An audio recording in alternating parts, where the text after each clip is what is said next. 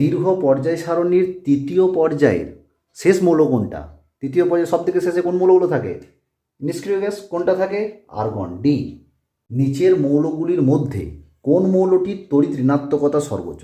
Electron টানার ক্ষমতা কি হয়? পর্যায় বরাবর বাড়ে। পর্যায় বরাবর মৌল দেওয়া আছে, কোনটা উত্তর হবে? Sulphur, B. কোন জোড় দুটি আইসো ইলেকট্রনিক, মানে একই সংখ্যক ইলেকট্রন থাকে? ভালো করে চেক করে দেখো, এটারও 18টা ইলেকট্রন, এরও 18টা ইলেকট্রন। দীর্ঘ পর্যায় সারণী বেশি সংখ্যক মৌল আছে যে পর্যায়গুলিতে, কোনগুলোর মধ্যে হবে? ভালো করে ভেবে দেখো, পর্যায় সারণীটা একদম শেষেরটা আর তার আগেরটা, মানে ষষ্ঠ এবং সপ্তম, ডি।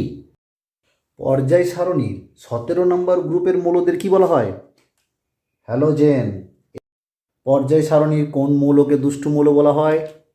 Hydrogen, D. এদের মধ্যে কার প্রথম আয়োনাইজেশন শক্তি সর্বোচ্চ?